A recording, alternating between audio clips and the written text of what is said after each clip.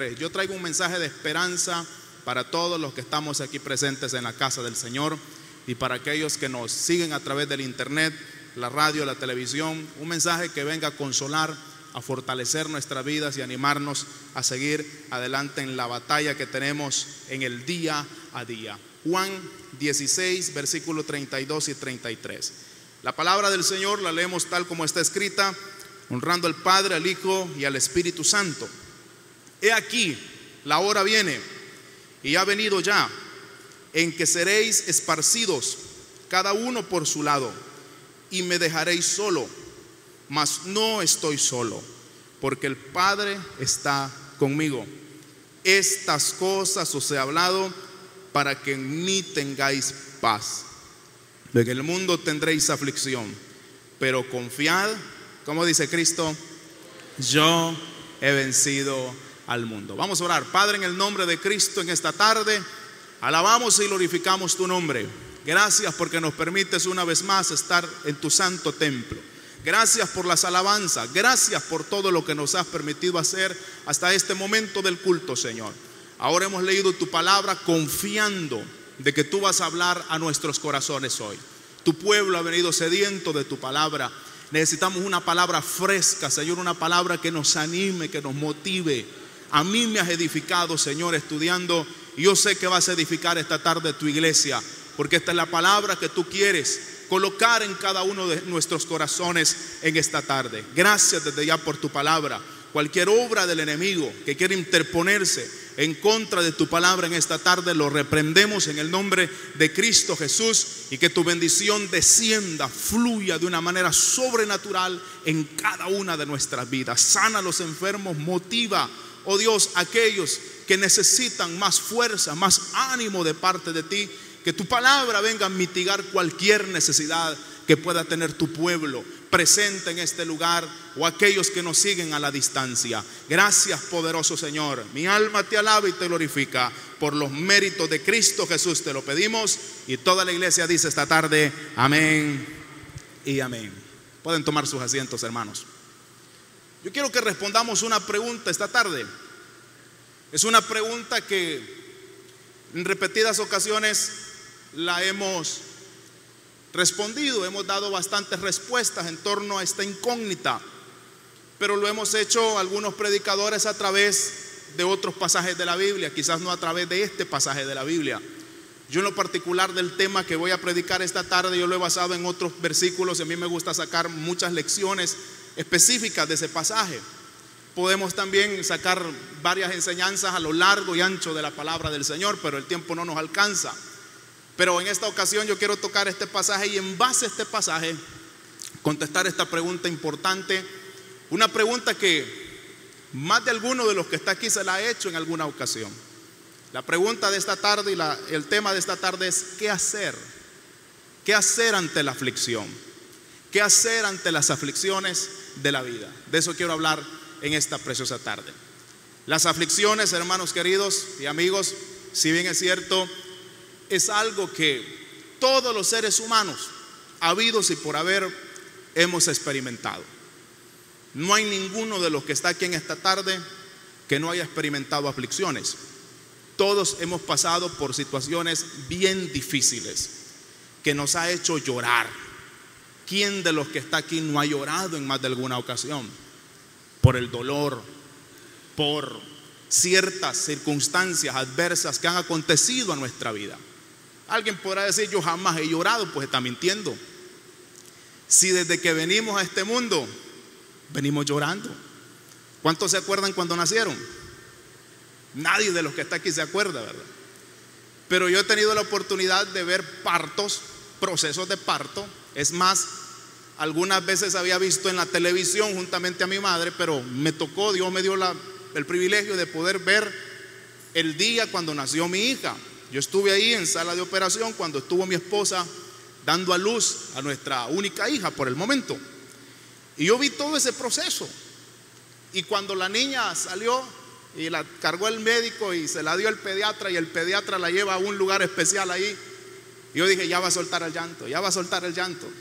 Y eso de que suelten el llanto, eso es algo que a los doctores pues le da un buen sabor de boca. ¿Por qué? Porque eso significa que el niño viene relativamente sano, que los pulmones los está empezando a desarrollar, porque por eso es que lloramos cuando nacemos, para que nuestros pulmones empiecen a desarrollarse, y eso es un buen indicativo para los médicos, para los pediatras. Y entonces yo vi que la niña lloró, y yo dije, todos los seres humanos así venimos a este mundo. Y el que no llora, los médicos en el mismo momento, cuando ven que pasa cierta cantidad de minutos y ven que ese niño no suelta el llanto, entonces empiezan a darles unas nalgaditas, como decimos. ¡Pa, pa! Y entonces suelta el llanto ese niño. ¿A cuánto les pasó eso así? Amén, dicen algunos, ¿verdad? ¿A cuánto les pasó eso? Quizás no sabemos, quizás no nos han contado, pero quizás así pasó. Pero qué llamativo que todos venimos llorando a este mundo.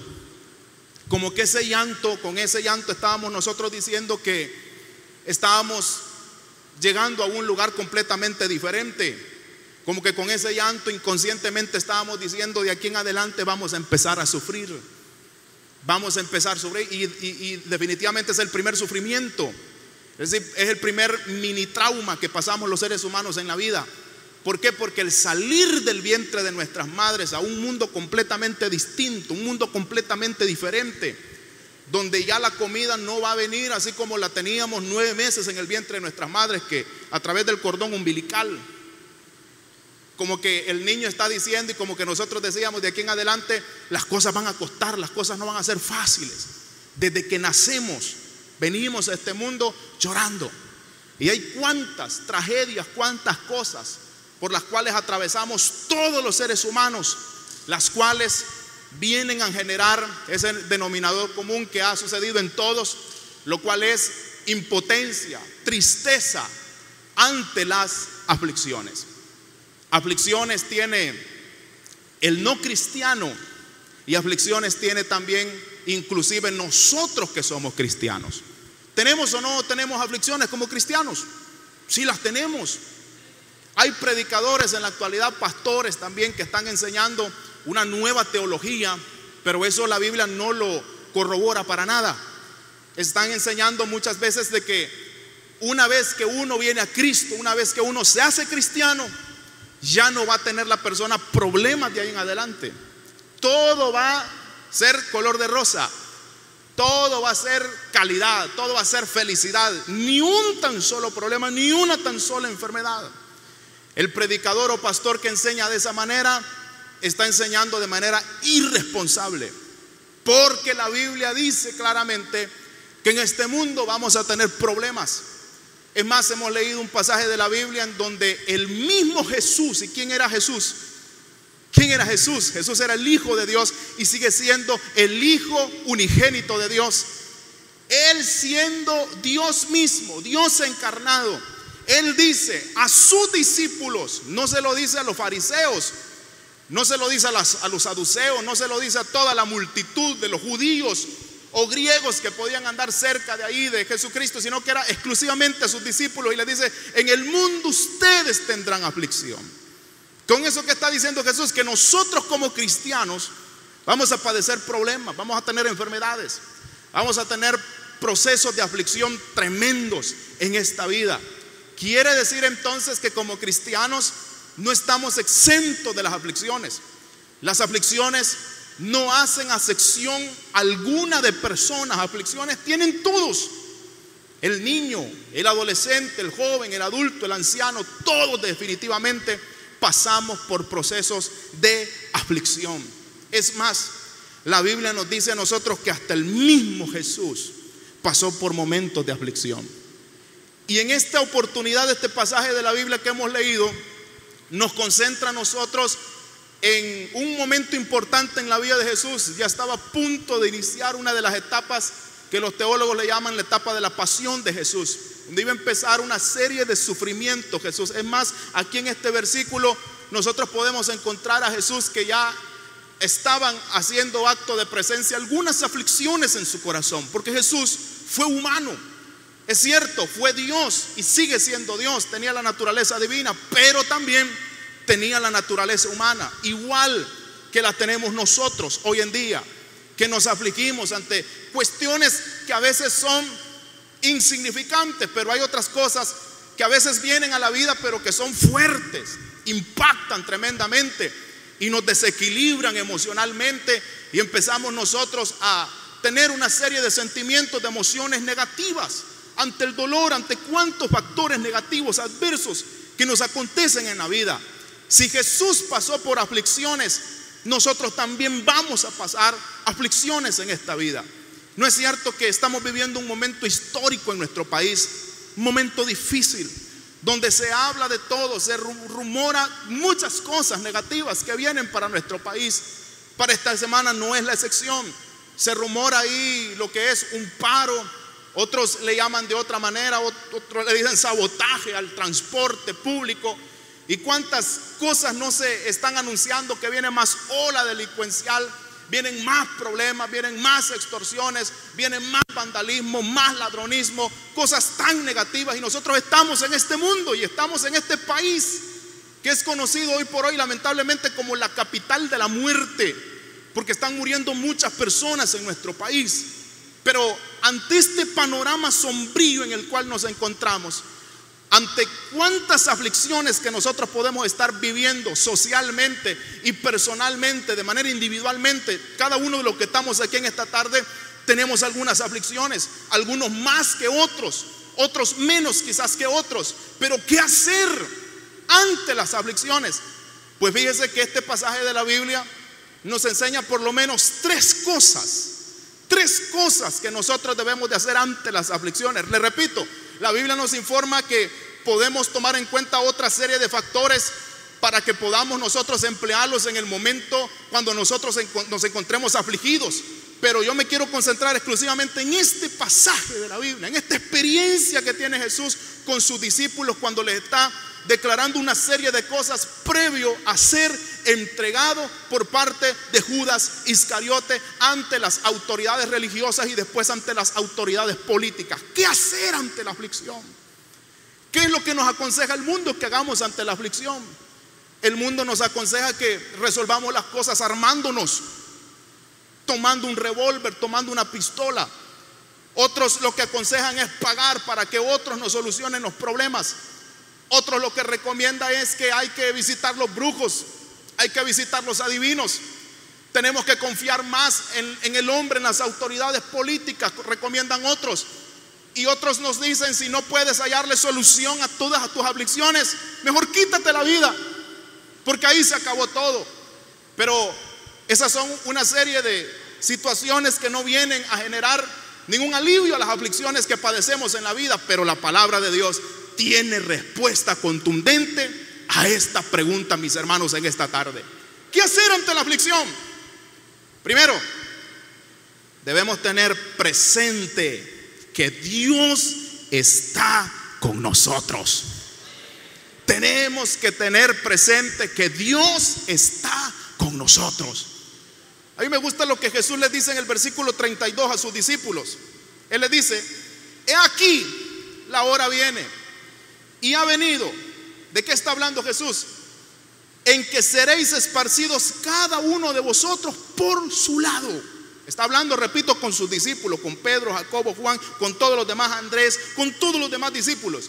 Y él les dice: viene el momento en el cual se va a cumplir toda la profecía bíblica, todas las profecías del Antiguo Testamento que hablaron en torno al sacrificio mío y todo lo que iba a estar redondeando este acontecimiento. Todo viene a cumplirse muy pronto, les dice Jesús. La hora ha llegado.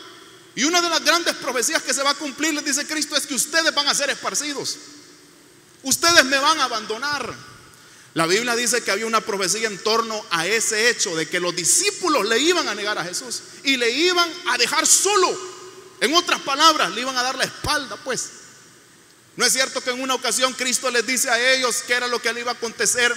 Pero Pedro, ahí siempre de sobresaliente, como tenía el temperamento sanguíneo que más predominaba en él, le dice: aunque todos estos te dejaren, yo no te voy a dejar y no te voy a negar. Le dijo Jesús: de cierto te digo que antes de que el gallo cante me habrás negado. Le dice Jesús, 3 veces. 3 veces. Todos lo abandonaron. todos. La Biblia dice de que hubo más de algunos que lo siguió. Bueno, por ejemplo, Marcos dice que hubo un joven que lo siguió de lejos y que se puso hasta una sábana. Parecía quizás fantasma aquel, ¿verdad? Con una gran sábana así siguiendo a Jesucristo para que no visualizaran quién era el que seguía a Jesús. Algunos dicen que fue Juan Marcos, el sobrino de Bernabé, y solamente Marcos es el que registra ese hecho. Entonces algunos teólogos dicen, él fue. Pero otros quizás andaban ahí de lejos, como Pedro, de lejos. Y unas mujeres quizás andaban ahí de lejos. Pero el asunto es que se avecinaba un momento tan trascendental en la vida de Cristo. Un momento tan crítico. Un momento en el cual necesitaba de la compañía de sus discípulos. Necesitaba de la compañía de aquellos a quienes tanto les había enseñado, a quienes tanto les había hecho bienes, favores, milagros. Pero ellos mismos iban a cargarse de darle la espalda a Jesús. Y Jesús les dice, viene la hora en que todos ustedes serán esparcidos, como dijo el profeta Zacarías en su libro, de que heriré al pastor y las ovejas del rebaño serán dispersas, dijo el profeta Zacarías. Esa hora venía en el cumplimiento de esa profecía. Y ustedes, dice Jesús, me dejarán solo. Qué ingrato, ¿verdad? Dejar solo al Hijo de Dios, dejar solo al Mesías, dejar solo a su máximo líder, al que tanto bien les había hecho. Le estaban dando la espalda. ¿No cree que era para afligirse ese momento? ¿No cree usted que si nos ponemos en los zapatos de Jesús, en las sandalias de Jesús, no era para que también nosotros estuviésemos afligidos en ese momento? Algo así nos ha sucedido quizás a muchos en la actualidad, en el pasado o en el presente, o quizás nos va a acontecer en el futuro, que al igual como los discípulos, va a haber gente que nos va a abandonar. Va a haber gente que nos va a dar la espalda. Si es que usted no ha experimentado que más de algunos les ha dado la espalda a usted, a su familia, que en momentos tan críticos, difíciles, necesitamos nosotros del auxilio de ciertas personas, pero cuando acudimos a ellos, ¿qué sucede? No hay ayuda. No quieren ellos mostrar compasión por nosotros. Nos dan la espalda. Ha llegado personas a experimentar que su misma familia, que sus mismos padres, que sus mismos hijos, que sus mismos hermanos le abandonan, le dan la espalda, no quieren ayudarle, no quieren saber nada de él. Y en el momento más crítico, cuando justamente necesitaba de ellos, qué triste es experimentar eso, que le den la espalda. Pues algo así estaba experimentando Jesús en ese momento. Era una tremenda aflicción. Pero Jesús les dice, ustedes me van a dejar solo, ustedes serán esparcidos, pero realmente les dice Jesús, no voy a estar solo. Hermano querido, aunque la gente nos abandone, aunque las personas nos olviden, aunque las personas nos den la espalda, yo debo decirles a todos esta tarde, no estamos solos. No estamos solos. Y Cristo dice aquí que Él tiene una compañía mejor que la de sus discípulos, mejor que las personas que están en sus alrededores, mejor que sus parientes, mejor que sus familiares. Dice Cristo, ustedes me van a dejar solo, pero mi Padre estará conmigo. En otras palabras, Jesús está diciendo, Dios mismo, mi Padre celestial, Él no me va a abandonar. Él no me va a dejar olvidado. Él está conmigo, ha estado conmigo, está y seguirá estando conmigo. Hermanos queridos, ese Dios también está con nosotros. En este tiempo tan difícil que vivimos, Dios también está con nosotros. ¿Cuántos dicen amén a eso en esta tarde? No nos sintamos olvidados entonces. Es cierto, te puede dejar tu padre, te puede dejar tu madre, como dijo David, aunque mi padre y mi madre me dejaren. Pero David tenía esa confianza, esa convicción, con todo Jehová me recogerá. Dios es más que nuestros parientes. Dios es más que cualquier persona influyente en quien podamos nosotros depositar nuestra esperanza. Dios es Dios. Dios es el soberano. Hay gente que a veces, a mí me da risa, que a veces se quejan porque no se les fue a visitar, o X o Y persona, X o Y líder no llegó a visitarles, o nadie les llegó a visitar, y dicen, nadie me vino a ver, todos los hermanos de la iglesia me abandonaron, nadie se acordó de mí, solamente el Señor estuvo a mi lado. Como quien dice, peor es nada. Imagínense, hermano, dice Pablo, si Dios es por nosotros, ¿quién es en contra de nosotros? Con Dios, ¿qué más queremos pues? Aunque se olviden de nosotros las autoridades espirituales, aunque se olviden de nosotros los líderes, los miembros de la iglesia, pero nunca nos olvidemos, Dios está con nosotros ahí en el dolor, Dios está con nosotros en el sufrimiento, Dios está con nosotros en la enfermedad, Dios está con nosotros en la prueba, iglesia. Dios está con nosotros. ¿No es cierto que Él ha prometido: no te dejaré y no te desampararé? El Dios que usted y yo tenemos es un Dios lindo, porque en las circunstancias más tremendas de la vida Él nunca nos va a abandonar. La Biblia dice de un José que estaba en la cárcel injustamente fue a parar ahí. Pero el asunto es que la Biblia dice: mas Jehová estaba con José. ¿A dónde? En la cárcel. Ahí estaba Dios. Papá Jacob no estaba con él, sus demás hermanos no estaban con él, Potifar no estaba con él ahí en la cárcel, solamente estaba rodeado de presos. Pero José sabía bien que ahí estaba Dios con él, y Dios hacía sentir su presencia en la vida de José, y José se sentía feliz. Hermano querido, no estamos solos. Aparentemente, a veces podemos nosotros sentir como que estamos solos. A veces podemos sentir de que como que Dios se ha alejado de nosotros y se ha ido a un lugar recóndito de la galaxia y como que nos ha dejado abandonados en este mundo. Pero yo debo decirte, no nos ha dejado abandonados el Señor, no nos ha dejado olvidados. Él sabe de que somos polvo nada más. Él sabe que estamos en este país conflictivo, en este país difícil, y Él sabe las circunstancias adversas que estamos viviendo en la actualidad, y sabe cómo nos va a ayudar, y su presencia nos va a respaldar, y su presencia nos va a dar aliento. La Biblia dice que Dios le dijo a Josué: yo estaré contigo, yo estaré contigo. Qué lindo es saber que Dios está con nosotros, iglesia. A mí me gustan las palabras de Jacob a José. Le dice Jacob: ciertamente yo voy a morir, pero Dios quedará con ustedes. ¿Cuántos parientes no hemos ido a depositar a los cementerios de nuestras ciudades? ¿A cuántos no los hemos ido a depositar ahí en los cementerios? Parientes, hermanos en Cristo. Pero el asunto es que, si bien es cierto, ellos han muerto, pero el Dios a quien ellos adoraron y el Dios que nosotros adoramos, Él no ha muerto.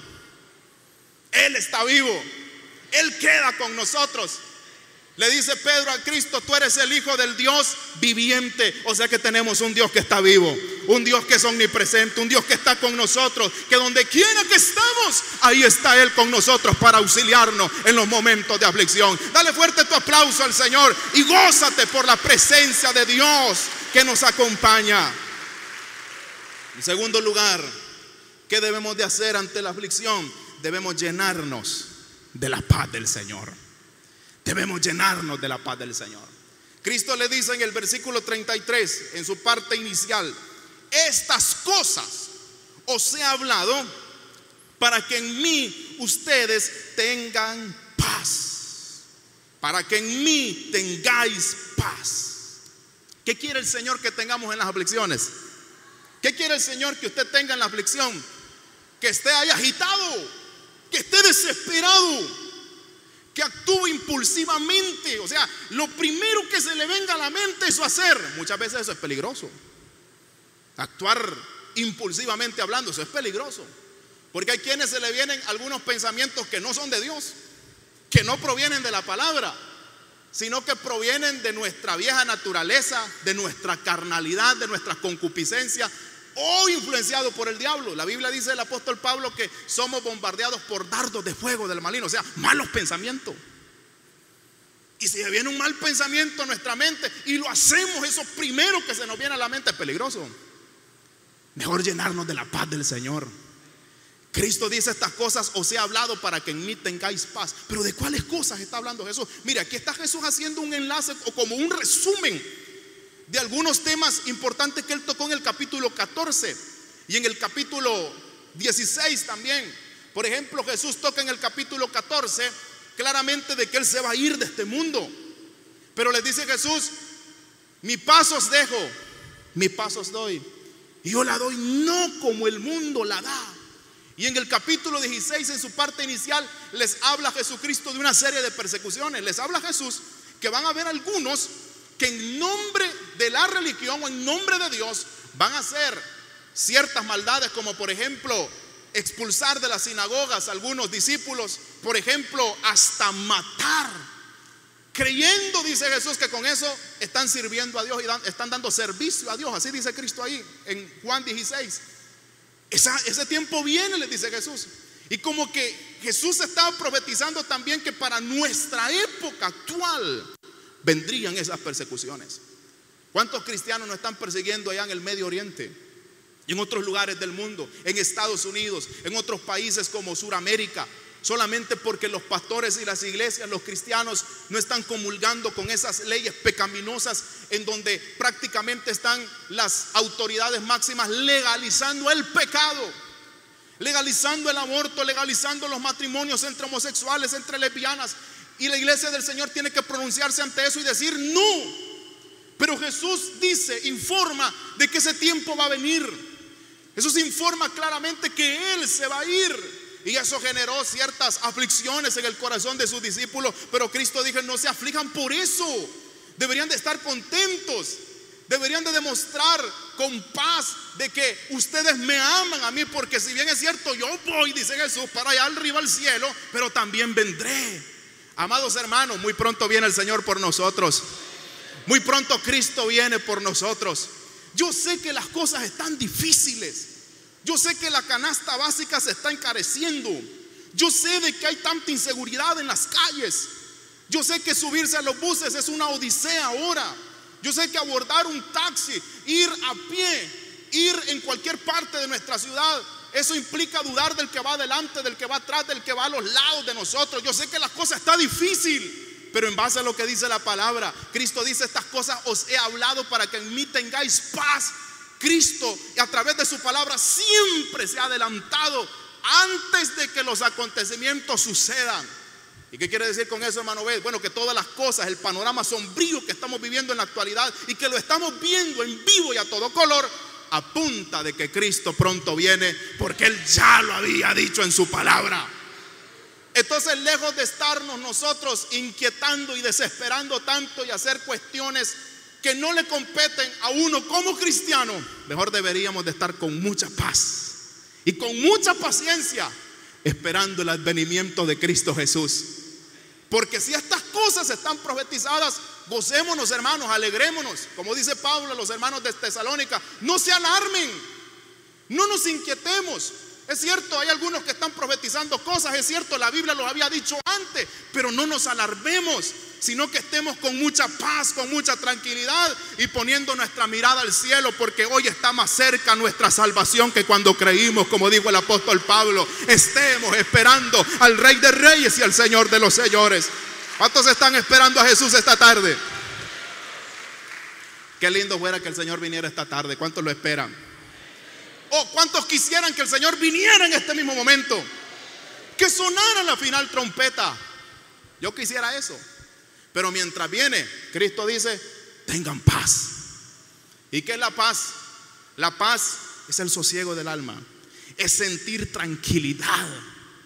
Tener esa gloriosa virtud que Cristo compró en el madero de la cruz. Dice Isaías 53:5, mas el herido fue por nuestras rebeliones, molido por nuestros pecados. Y ojo a esto, dice él, el castigo de nuestra paz fue sobre él. En otras palabras, para que nosotros hoy experimentemos la paz de Dios y la paz con el Señor, Cristo tuvo que pagar ese precio. ¿Y cuál fue el precio que pagó Jesús? La sangre perfecta del único ser humano santo que ha caminado en este mundo. Entonces quiere decir que esa paz está disponible, iglesia. Tengamos paz, vivamos tranquilos, tengamos esa paz que sobrepasa todo entendimiento. Es cierto, ser un mortal no es fácil, tener aflicciones no es fácil, y más cuando se nos anuncian, no es fácil. Y eso le pasó a Jesús. Miren, Jesús sabía perfectamente bien todo lo que le iba a acontecer. Él sabía bien todo. Él sabía bien todas las injurias. Sabía bien Jesús todas las cosas que le iban a hacer antes de ir a la cruz. Jesús sabía bien quiénes le iban a escupir. Jesús sabía bien quiénes le iban a maldecir.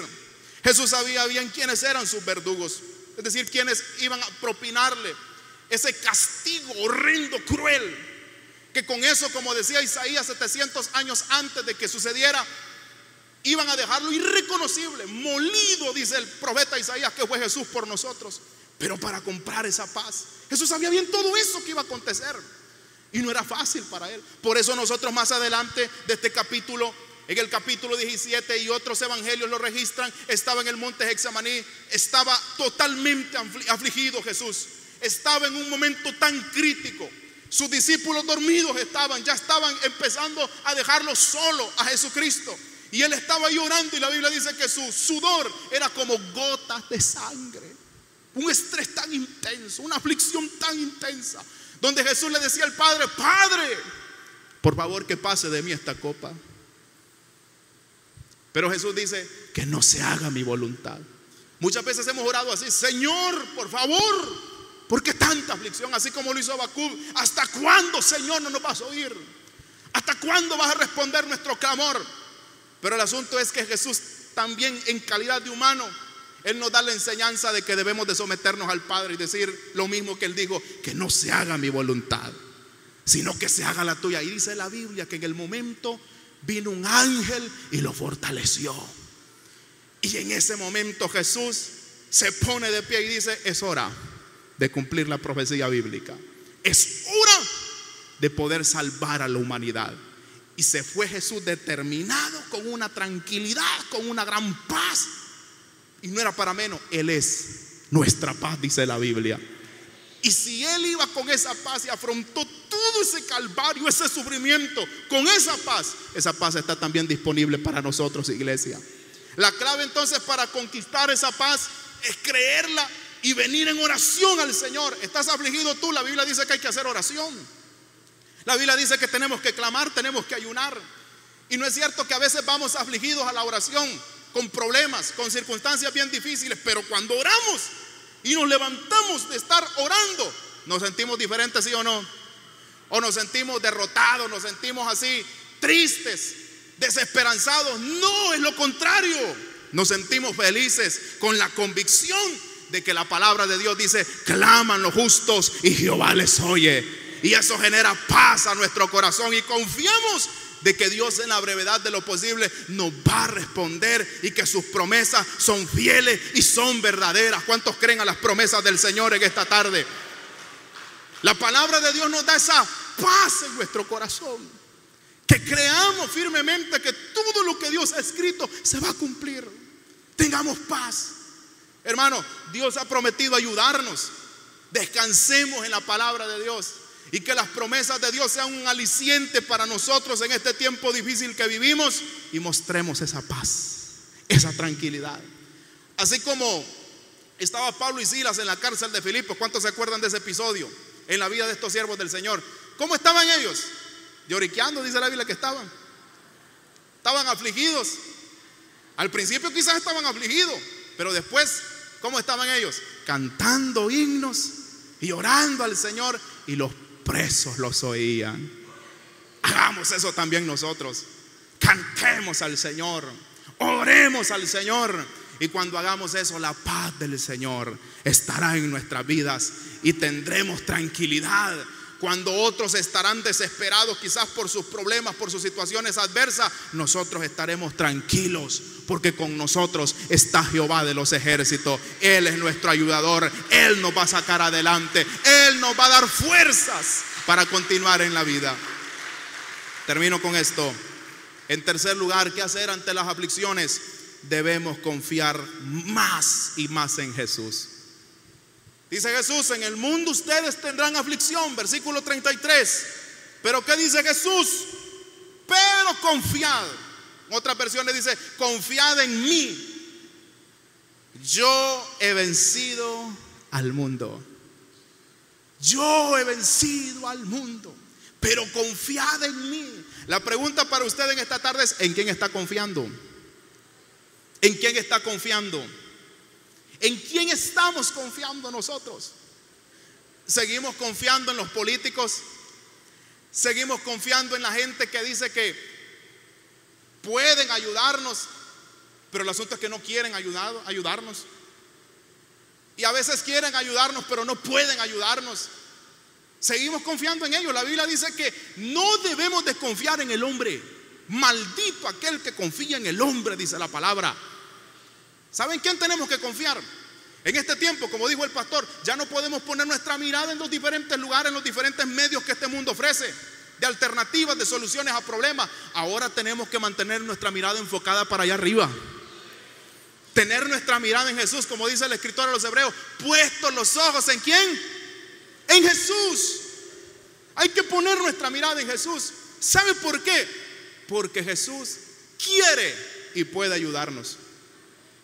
Ahí me gusta lo que dice Mateo capítulo 8 versículo 2, que aquel leproso se le acerca a Jesús y le dice: Jesús, si quieres puedes limpiarme.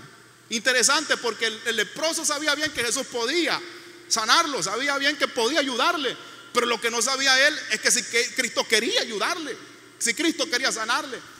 Pero Jesús le movió eso. Entonces le dijo Jesús: puedo, pero también quiero sanarte. Sé sano. Inmediatamente dice la Biblia que aquel hombre fue sano. Pero ¿a quién acudió este hombre? ¿En quién confió él? Confió en Jesucristo. Ahora, si él confió en Cristo, ¿por qué nosotros no seguir confiando en él? ¿Por qué no seguir confiando aún cuando las cosas se pongan más críticas? Si bien es cierto, están críticas las cosas, y yo no sé si se van a poner más críticas de lo que están, pero independientemente cómo se pongan las cosas, sigamos confiando en Cristo Jesús. Sigamos confiando en Dios.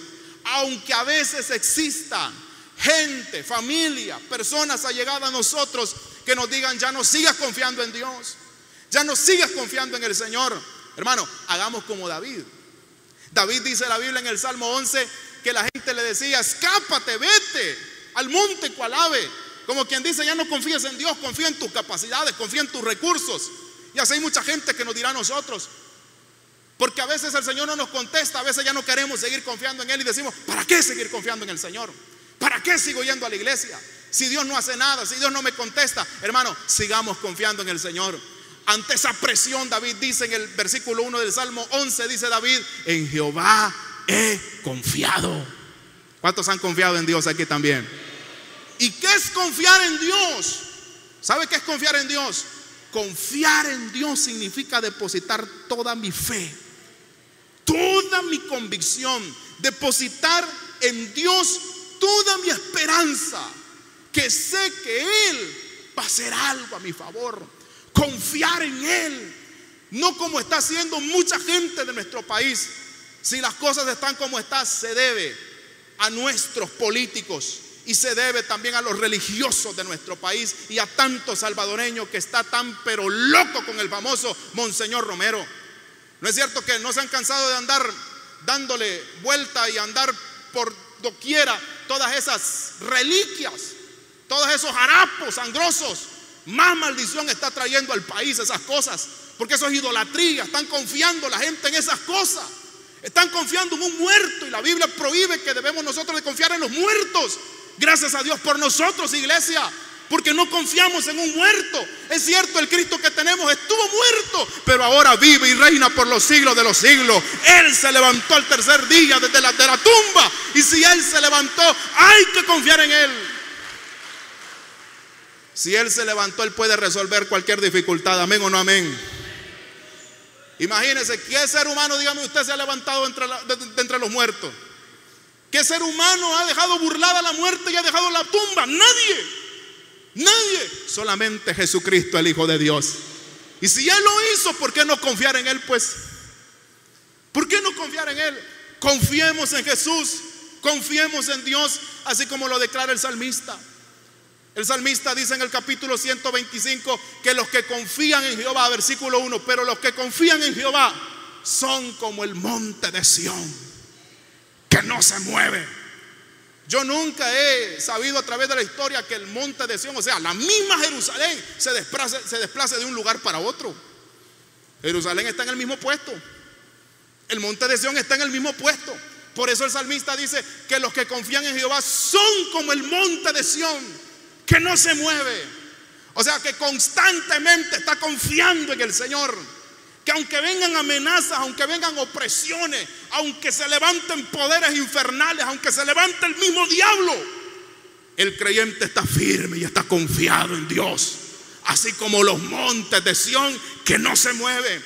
Iglesia, en este último tiempo que vivimos, que nadie te mueva de tu modo de pensar, que nadie te mueva de la forma como tú estás depositando tu confianza en Dios. Podrán decirte algunos: confía en cuestiones de dramas, confía en cuestiones de psicodramas, confía en situaciones que a veces se están planteando que están fuera de la palabra. No dejes de confiar en el Rey de Reyes y el Señor de los Señores. No te muevas por nada.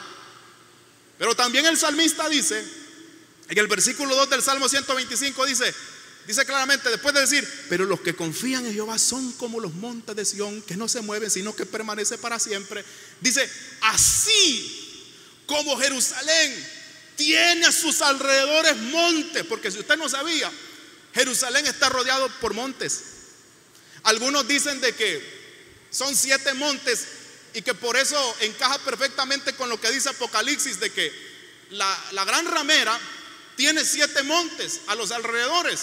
Y muchos abusadores dicen de que es la gran ramera Jerusalén. Pero yo digo, no es la Jerusalén, no es Israel la gran ramera, es el Vaticano, es Roma, porque también está alrededor de montes. Pero el caso es que el salmista dice: así como Jerusalén está rodeado de montes, dice, así Jehová está alrededor de su pueblo. O sea que Dios no solamente está delante de nosotros, no solamente vive en nosotros por la fe, no solamente Dios está detrás de nosotros, sino que el salmista dice: así como Jerusalén tiene alrededor de ella montes, así Jehová está también alrededor de su pueblo. Iglesia del Señor, Dios ha hecho un cerco de protección a nuestro alrededor. Yo me puedo mover para todos lados y aquí está el Señor. El Señor me rodea con su diestra de poder, con su presencia. ¿Cuántos alaban a Dios por eso en esta tarde? Alabado sea su nombre. Y dice el salmista que así son los que confían en Dios. Ok, entonces si Dios está alrededor de nosotros, ¿desde cuándo a cuándo el Señor estará con nosotros? Algunos días, dice el salmista. ¿Cómo dice? Dice: desde ahora y para siempre. En el pasado Dios ha estado alrededor de nosotros. Dios ha hecho cerco de protección alrededor de nosotros. Por eso estamos con vida en esta tarde. No es tanto por guarura, no es tanto por el sistema de seguridad que tenemos. No, se debe a la seguridad de parte del reino de los cielos. Los ángeles del Señor que nos han asistido hasta el día de hoy y seguirán cuidando de nosotros. Y Dios mismo también seguirá cuidando de nosotros, desde ahora y para siempre. ¿Qué fecha tenemos hoy? Domingo 9 de agosto. Desde ahora, 9 de agosto, domingo 9 de agosto, el Señor te cuidará, Iglesia Montermón, y a todos los que confían en Él, desde hoy y para siempre. Vale la pena confiar en Dios. Vale la pena confiar en Dios. Mejor es confiar en Dios que confiar en el hombre. Dale fuerte tu aplauso al Señor en esta tarde. Alabado sea Jesús. Póngase de pie. Hagamos estas 3 cosas. Nunca olvidemos que Dios está con nosotros. Nunca lo olvides, iglesia. Segundo, debemos de tener en mente siempre de que es importante que podamos tener la paz del Señor y que confiemos en el Señor. Por ahí hay un rumor de cosas que van a suceder esta semana, pero nunca olvidemos la palabra gloriosa de Cristo Jesús, que el que está en mis manos, yo les he dado vida eterna, dice Jesús, y el que está en mis manos, nadie lo podrá arrebatar. ¿Cuántos están en las manos del Señor? Vamos a finalizar este culto en esta tarde, pero yo quisiera invitar, si tenemos entre nosotros amigos, personas que todavía no le han rendido su vida a Jesús y que no saben hacer ante las aflicciones de la vida, venga Jesús esta tarde. Lo primero que tenemos que hacer es rendirle nuestra vida a Cristo Jesús, reconocer el señorío de Cristo en nuestra vida, y después el Señor nos va a ayudar. No es lo mismo tener aflicciones siendo un inconverso a ser un cristiano. No es lo mismo. Tenemos aflicciones, pero el asunto es que cuando estamos en Cristo Jesús, el Señor nos ayuda y nos capacita y nos fortalece y nos anima a seguir adelante, y Él nos va dando victorias y va cumpliendo su palabra, su promesa en nuestras vidas. Eso mismo quiere hacer Jesús en tu vida. Si alguien quiere venir a Jesús en esta tarde, venga Jesús. Vamos a orar por ti en esta tarde. Recibe a Cristo. Si el joven que están invitando quiere venir a Jesús, véngase en esta tarde. Yo quiero orar por usted para que reciba a Jesús. Si alguien necesita reconciliarse con el Señor, véngase, reconcíliase con el Señor en esta tarde. Jesús le ama. Él quiere hacer algo en su vida en esta tarde. Él quiere hacer algo en su vida. Gloria a Jesús por este joven que viene recibiendo a Jesús en esta tarde. ¿Habrá alguien más entre nosotros? ¿Habrá alguien más? Vamos a orar por ti en esta tarde. ¿Habrá alguien más entre nosotros que quiera recibir a Jesús? Véngase, yo quiero orar por usted. Yo quiero orar por usted. Y como ya estamos terminando este culto, y como no sabemos qué es lo que vendrá para nuestro país en estos días que vienen, ni los días que vendrán en el mañana, no lo sabemos. Pero qué importante es que no dejemos de confiar en Dios. Qué importante es que hoy más que nunca confiemos en las promesas del Señor. Iglesia, no estamos solos. Al igual como Israel gozó de la presencia de Dios, que dice la Biblia que de día columna de nube, de noche columna de fuego. Eso era el Shekinah, la gloria de Dios, demostrándoles el Señor a través de esa teofanía que no estaban solos, que Él iba con ellos. Nosotros somos pueblo de Dios. Nosotros somos real sacerdocio, somos nación santa. Dios está con nosotros también. Él no te ha abandonado. Dios sabe tu enfermedad, Dios sabe tu problema, Dios sabe tus aflicciones, Dios sabe cuántas amenazas tú tienes, Dios sabe cómo te va a sacar adelante. Él está contigo. Ten ánimo. Eso es lo que le dice Jesús a sus discípulos acá. Tengan ánimo, confíen en mí, porque yo he vencido al maligno, yo he vencido al mundo. Y si Él ha vencido al mundo, es decir, a todos los poderes infernales, la Biblia dice que los despojó públicamente, triunfando sobre de ellos en la cruz, a todos los principados y a todas las potestades. Y si Él hizo eso y nosotros somos sus seguidores, significa que la palabra se cumple, porque somos más que vencedores en Cristo Jesús, Señor nuestro. Yo quiero en esta tarde orar por este joven. Y los que quieran pasar al altar y terminar este culto aquí en el altar del Señor, depositando sus vidas en el altar del Señor, véngase en esta tarde. Vamos a orar por los enfermos, vamos a orar por aquellos que necesitan milagros del Señor. Véngase a este altar, vamos a orar en esta tarde. Vamos a orar por este joven también. Los que quieran pasar, los que creen que Dios puede hacer algo en sus vidas y pueden pasar acá al frente, véngase. Vamos a depositar nuestras vidas en las manos del Señor. Vamos a decirle al Señor: Señor, aquí estamos frente a tu altar, necesitando de ti, necesitando que seas tú ayudándonos, necesitando que seas tú auxiliándonos ante las dificultades que atravesamos en esta vida. Alabado y glorificado sea el nombre del Señor. Los que quieran pasar acá al frente, vénganse. Vamos a orar, vamos a depositar nuestras vidas en las manos del Señor. Vamos a orar por este joven. Ven conmigo, di conmigo en estas palabras: Señor Jesús, en esta hora me entrego a ti y reconozco que soy pecador. Sálvame esta tarde. Escribe mi nombre en el libro de la vida. Séllame con tu Espíritu Santo. Gracias por salvarme, Jesús. Gracias por perdonarme. Te amo, Jesús. Te amo, Jesús. Te amo, Jesús. Amén y amén. Que Dios te bendiga por esa decisión. Si quieres, quédate aquí en el altar. Vamos a orar en esta tarde. Los que quieran pasar, vénganse y vamos a cantar al Señor en esta tarde ese himno: alaba a Dios.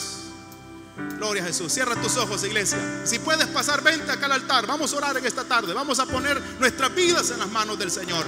Ana resolvió sus dificultades y sus aflicciones acercándose al templo, acercándose más al Señor, acercándose más al altar del Señor. Acércate esta tarde al altar del Señor y depositemos nuestra vida en sus manos y digámosle: Señor, en ti estamos esperando milagros, en ti estamos confiando, Señor. Dios no rechaza la oración, pues oración es alimento. Nunca he visto justo, nunca he visto un justo sin respuesta o quedar en sufrimiento. Basta solamente esperar lo que Dios va a hacer. Y basta solamente esperar lo que Dios irá a hacer.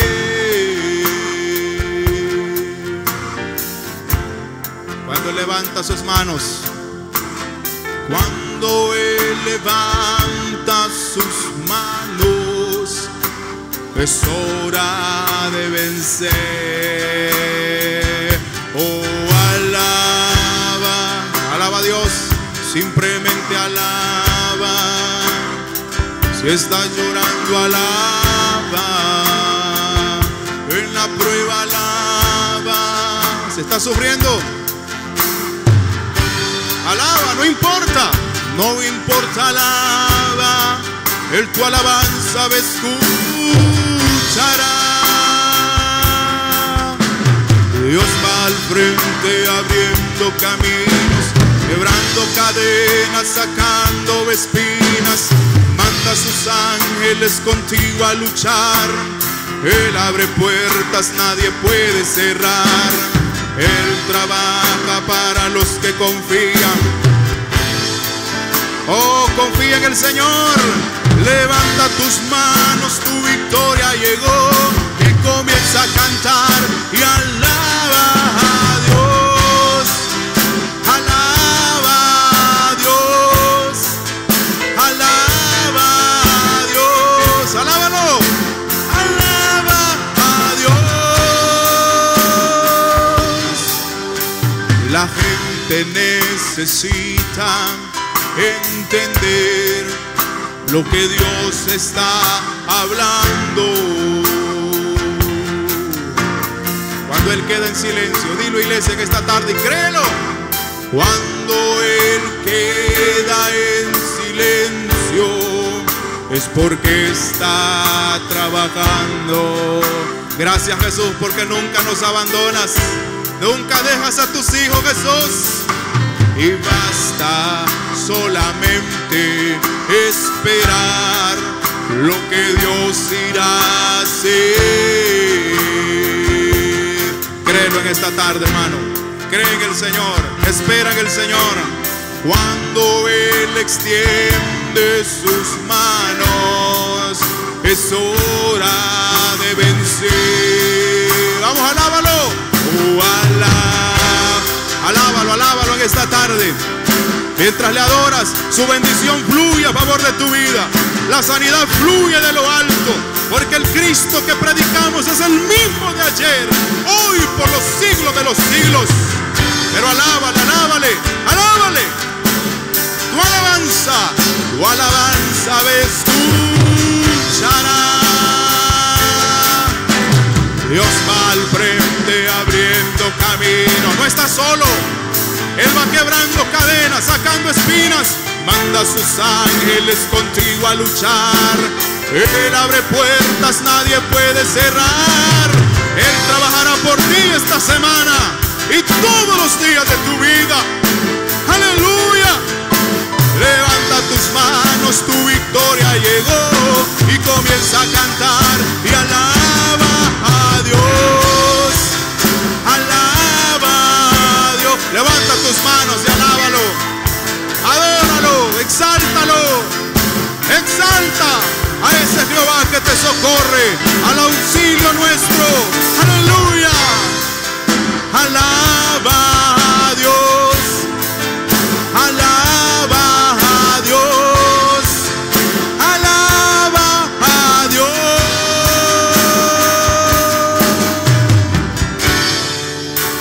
Alaba a Dios.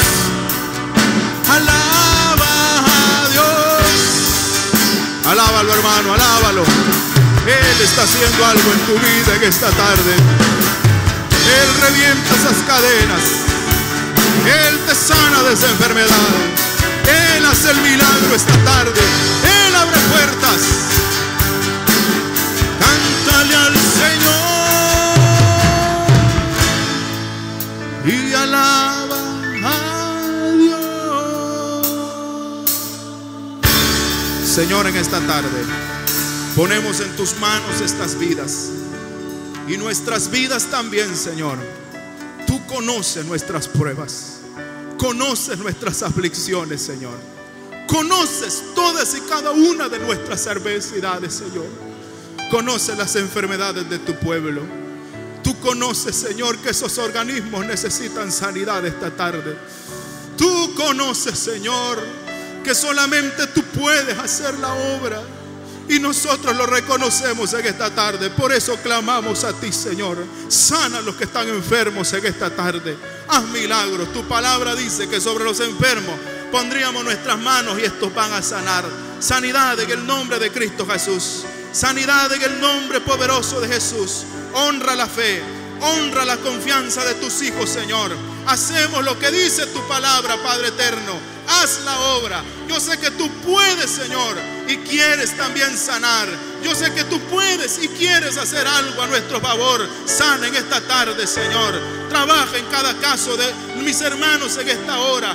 Aunque hayan imposibles, Señor, tú eres especialista en lo imposible. Tú eres un Dios que no hay nadie como tú. No hay nadie que pueda hacer las cosas como tú, Señor. Ahora, Señor del cielo, en tu misericordia pedimos milagros, pedimos sanidades. Estas señales seguirán a los que creen, dice tu palabra. En tu nombre lo hacemos, Señor, y creemos que tú puedes hacer la obra. Sana a los enfermos. Cualquier enfermedad en el nombre de Jesús la reprendemos en esta tarde. Si hay personas que están creyéndote a ti, Señor, por milagros financieros, aquellos que te están clamando por provisión, por protección, clamamos esta tarde, Señor, juntamente con ellos. Provee al que no tiene para esta semana. Oh Dios del cielo, tú eres el que das pan al que come y das semilla al que siembra. Encárgate de proveer, que nunca haga falta, Señor, la provisión en cada una de las familias aquí representadas en tu casa. Oh Dios mío, provéenos la lluvia. Tú sabes cuánto necesitamos la lluvia, Señor.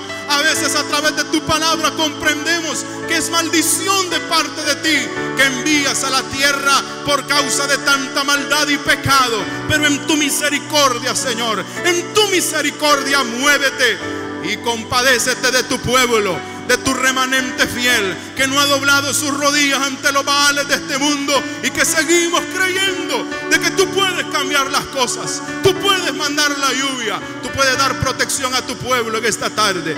Los hermanos que son negociantes, esos hermanos que son comerciantes, esos hermanos que viajan en sus taxis, esos hermanos que viajan en sus buses, esos hermanos, Señor, que viajan en sus vehículos, esos hermanos